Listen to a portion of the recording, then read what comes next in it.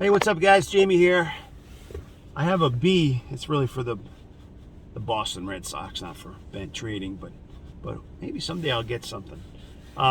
You will probably never hear me say, I have no plans to ever say, hey, make sure you like and subscribe and hit the notification bell, because I don't care about that stuff. That's not why I'm here. I do this stuff because I'm a middle-aged dad, father of 4. Kids that are 7, 10, 16, and 21 as I do this. 2 boys older, 2 girls younger.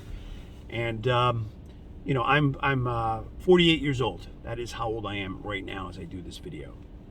So I'm only sharing this stuff as a conversation and more of a documentary that I hope that whether you're one of my kids or a friend or family member or just somebody who is just interested, and I've had some conversations since I started doing this, about perspective. Now, you may know way more than me, so there's no claim to this is what you should do, follow my link, anything like that. I don't really have that. That's not what I'm trying to do. Now, I have watched videos where I've wanted to use a product or service that I saw someone else doing, and maybe they make something from it.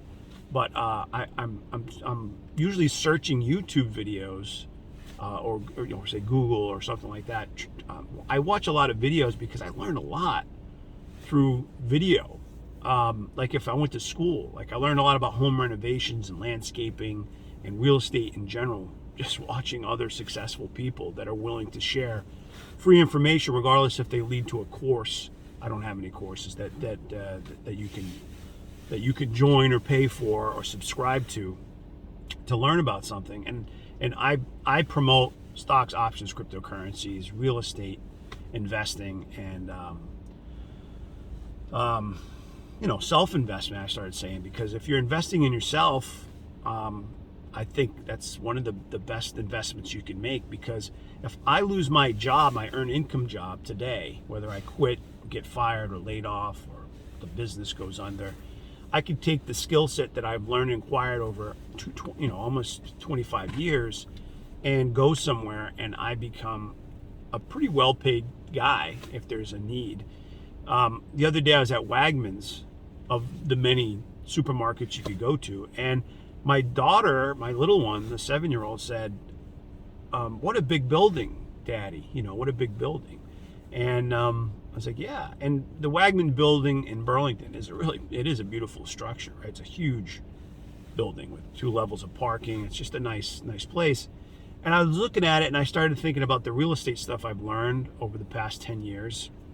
And I thought of the movie The Founder, about the McDonald's guy. And I can't think of his name right now, but the guy that bought out McDonald's, and basically he's like, the real estate is the asset. The hamburgers pay for the real estate.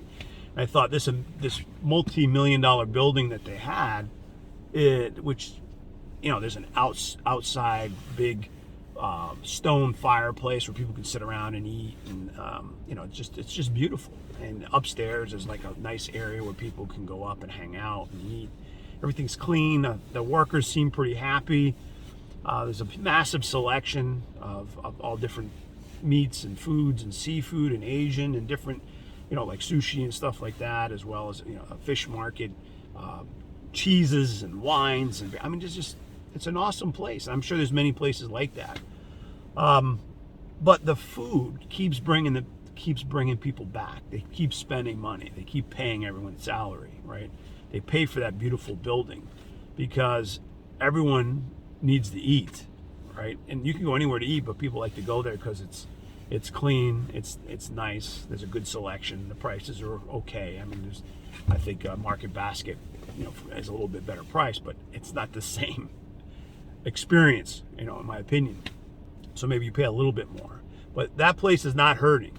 Okay, so if I'm making any decisions now, I have a different way of thinking, and the investments that I'm putting, that I'm making. Like if I said, okay, I have X amount of money, right? Whatever that money is for you. I had somebody just sent me a comment. I don't know if they're real or not. They didn't respond, but they were like saying, hey, I'm new to investing. I don't know where to start or something like that. What do you recommend? And I don't know if that was like a leader thing or a joke, if they're really serious about that. But I think about my kids, if they ask me how excited I get, because I'm like, man, I just don't want you to fail. I just don't want you to make the same mistakes I did. And you have so much more time. And one of the questions I ask somebody, or something I pay attention to, is how old are you? Are you 20? Are you 15? Are you 70? Because that is going to play a part in how you're doing this, whatever you decide to do. And I can make some suggestions, but whether you call it entertainment or to me, I call it a conversation to get you thinking. If I talk to somebody in any space, if I read a book or if I listen to an audio book or podcast or watch a video, I learn something. And even if I don't 100% agree with what that person's saying, it may lead me down a path for betterment, better finances, better self-improvement, physically, mentally, spiritually, something. And that's what I found. So your age, do you have debt, is important, because if you're crushed with debt, that's going to play a factor. It's tough to invest, whether you're trying to make money or invest long term, when you have more debt than you do income. And are you working? Are you in school? There's different things that I would probably first start with before I took off after that journey. The way I recommend to my oldest son, who's 21, just turned 21, is save 10 grand, right? Start there. Learn the habits of saving money. Look at your budget. What are you spending? How much is coming in? Stuff like that. So when you get things like FTX, where the crypto market, I guess, I was listening to Altcoin Daily, and there was a guy who was saying that the market was $3 trillion a few years ago, and now it's like around 800 billion, which is a lot of money. But 3 trillion versus 800 billion is a big difference. That's a massive difference. So if the housing market pulls back, and in fact, what I was saying about Wagmans is like, even if the housing market pulls back, which has been like overinflated for the past year and a half or so, maybe 2 years, and it's now starting to pull back in certain areas specifically. Rates are going up, all that type of thing. People are still going to Wagmans and Market Basket and Shaw's and Stop and Shop and Whole Foods and whatever the place is to go buy food, right? Those places are going to pay for those nice buildings. I haven't seen too many markets going out of business. I haven't. Location's important, right? And being able to get the stuff for people to buy. So those places are still going to be around. If you live somewhere where when I drive around, right in front of me right now is a huge building going up here where they're having places to rent. People that aren't going to buy a condo, so to speak, but they're going to rent because they need a place to live. And if they can't afford the rent, if it's $5,000 a month, they might be looking for a lower cost living, like $1,500 a month.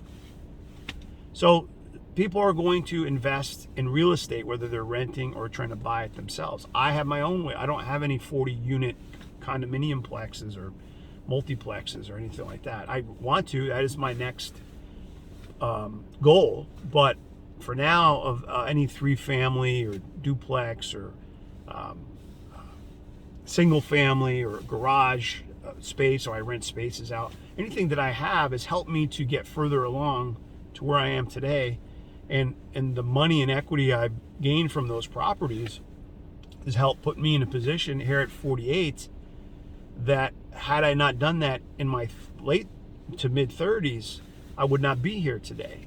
And if had no one told me, well, actually nobody did tell me. I just accidentally started, like I said in one of the videos where I said I just bought a garage with a buddy of mine, and I even put up any money because I need a place to store cars, because I was flipping cars on Craigslist. Was cleaning them, fixing them, and making a few bucks, and then I ended up renting out the garage, and because I was focusing mostly on my job. And then that led into other real estate things. So now when I look at stuff like Bigger Pockets and Real Estate Rookie or Rob Built or Row Built, whatever it is, I learn information that I kind of had been practicing 10, 12, 15 years ago, and just didn't realize it. And I'm like, wow, if I would have known today some of the stuff I've learned over the past, if I would have known back then what I know today, then which is a common saying, I'll be a lot further ahead. And back to why we share, and why some people won't do this, sit in their car and do a video. Maybe they're at a studio.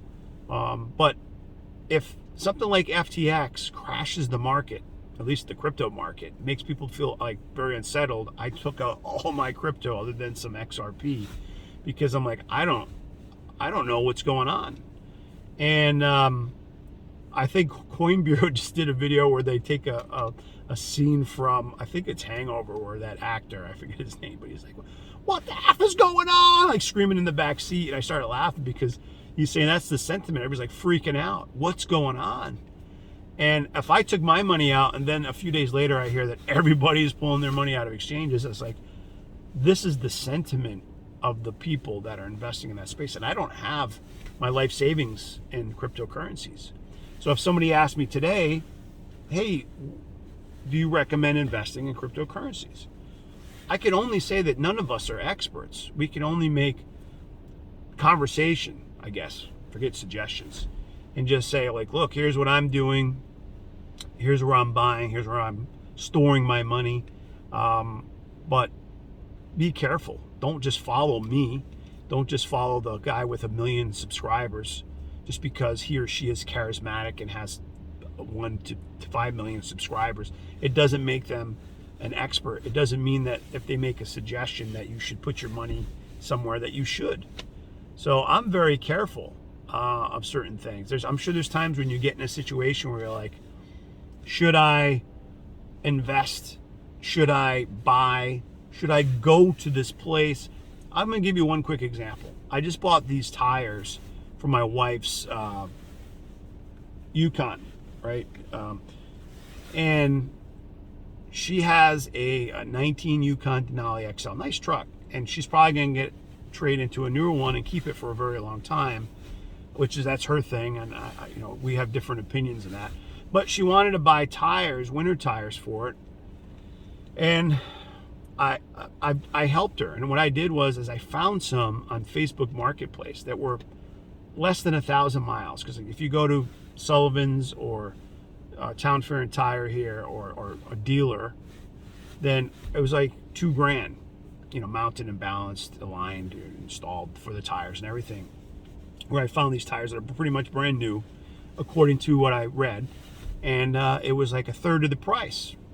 And I had to orchestrate how to get them because they were in Vermont, and that's a different story. But anyway, so I was able to get them, but the guy had asked me originally, just give me all the money up front. And I'm a kind of a like, hey, okay, no problem. I'm that type of person because I want to believe there's good in everybody. I want to believe that, not that I'm perfect, but I'm saying, like, I like to believe that people have good in them and they won't screw you over, like what had happened with FTX, for example. But because of my experience, I said, no, I'm not going to give you all the money. I'm going to give you a little bit just as good faith. Even that is a risk. Even though the person complained a bit, I said, I'll give you the rest, Venmo, once my driver who shows up used U-Ship to inspect the tires and tells me, yep, they're exactly as described. There's no gashes. There doesn't appear to be any problems. Because I'd say, if you were going to let your wife and kids drive in those tires, would you feel safe, buying them? So the person gave me a good report. Once they tell me that, I will immediately send you the money. And that's it.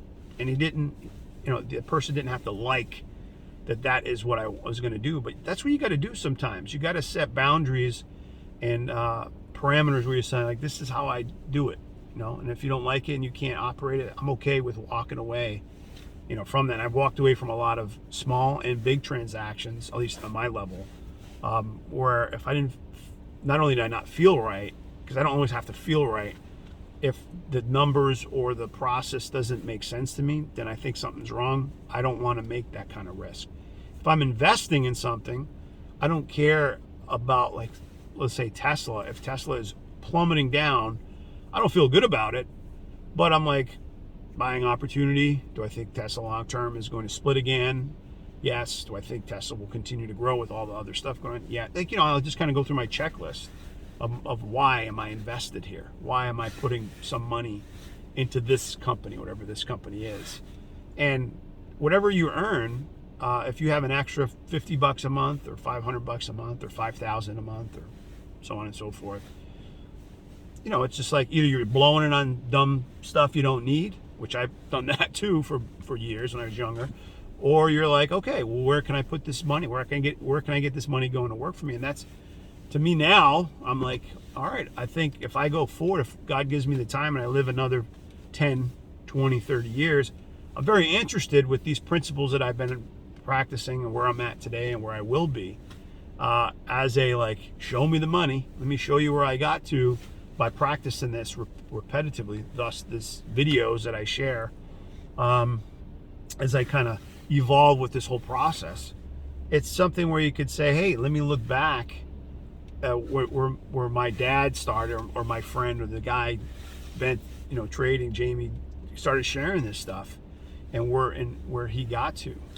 And if you're only 15 or 20 or 30 years old, or somewhere in that age, or if you're my age, if you've never done that before, started thinking about where your money's going and where to put it. In diversification, to me, is like real estate, you know, stocks, options, cryptocurrencies, precious metals, like, in all these different things, bonds. Like, where can I kind of spread it out, and hopefully, if there's some turmoil and things that kind of go kind of wacky, I should be okay in the long run.